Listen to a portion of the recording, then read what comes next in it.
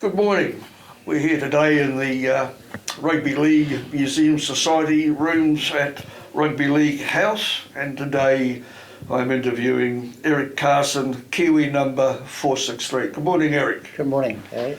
Now, I understand you had a long history in rugby league and your family was very involved in rugby league when you were younger. Yes, that's correct, yes. Yeah, I always wanted to play football with three brothers, like the three of us in the team, and I was lucky to do that at Glenora. We did that, and at different stages I had Bruce and I played for Auckland, and then another time Crash and I played for Auckland. I say Crash, it's Arthur really, but everybody in rugby league knew him as Crash. Yeah. Correct. So that would have been something a wee bit different back then, having three brothers playing in the same senior team in Auckland. Yes, it was. Yes, it certainly was. Yeah. Yeah, Bruce was a really good footballer. I thought that he probably deserved to be a Kiwi before I did. He was such a good footballer, but he had a lot of injuries, and that was a bit of a shame. So my memory is you played in the first Fox final that Glenora ever won. Is that correct? Yes, that's correct. Yes. Yeah, we had a really good side. When I was first started playing in the top side, we had Bill Sorensen and Munga Emery and Henry Tartner. There's some really good footballers, and the district scheme was in as well, and the football was really amazing. Yeah, it was really good. And in terms of the team you drew with, which was Eastern United, back in the 60s, they were actually the team, weren't they, above all others. So for Glenora to draw that Fox final, that must have been something really, really special. Yes, it was. It was really good. And the strange thing was that the Robertsons, Maury was coaching Eastern and Bruce was coaching Glenora, but it was something really special for Glenora. Now, you really came onto the scene in Auckland. You played for Auckland against France in 1964. Yes, that's right. Yeah. And what happened that day? Did we win or did we lose that day? Can you remember? I think we won. I think it was 14-8, I think. I'm not sure. I could be wrong, but yeah. No, in fact, unfortunately, you just got beaten, which was... Oh, did we? Yeah, which was... No, that's fine. However, you then got selected for Auckland and played against Australia, who Auckland defeated in 1969. What do you remember of that game, playing against Australia? That's one of my proudest moments playing football. I got the winning try right on time, and we beat Australia. Yeah, that was a real big day in my life. Yeah, I do remember that as coming down to Carlo Park to watch that game. And of course, 1969, I don't know if you remember, you were also the winner of the Rothwell Trophy as the Auckland Player of the Year. Yes, yeah, I was proud to get that because there were some good footballers around at that time, and yeah, I was really proud to get that. Yeah. Now, 1968, of course, in Auckland was something new for us down here. We, with Australia, co-hosted the Rugby League World Cup, and you had the honour of being selected for the Kiwis that year. Yes, yeah. Yes, I was really proud. It was always hard to get in the Kiwis. Billy Snowden was an Auckland halfback. He played in Auckland, and he was a Kiwi captain, and he was a halfback, of course, and it was always hard to get into it. So I was very proud to be able to. So what do you remember of that tournament, playing for the Kiwis?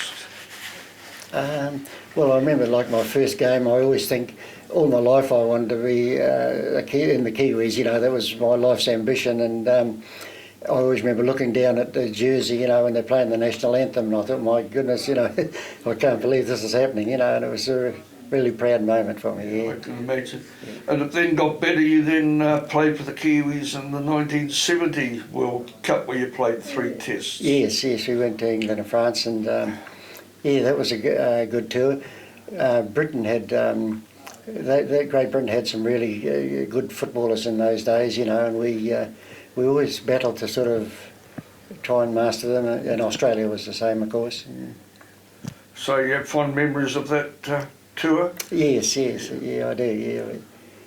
We played France in one of the tests, and some of the Frenchmen, they'd put the ball in, and when I was supposed to put it in, and all this sort of thing, I sort of woke up to the idea. So I started, when someone got tackled on the outside, I'd say, well, give me the ball, and I'll put it in, and they'd be tapping me on the shoulder and say, that they want it, but I just shrugged my shoulders and put the ball in, and the referees just let the game carry on. So then you came back to Auckland and played for Glenora for another couple of years. Then where did you go?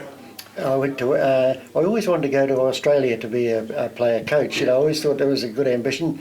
Not necessarily the money, but just I thought it'd be great if I could. And in those times, it was very hard to get. Transfer fees were very high, and of course, especially if you'd played for New Zealand, then they were higher still.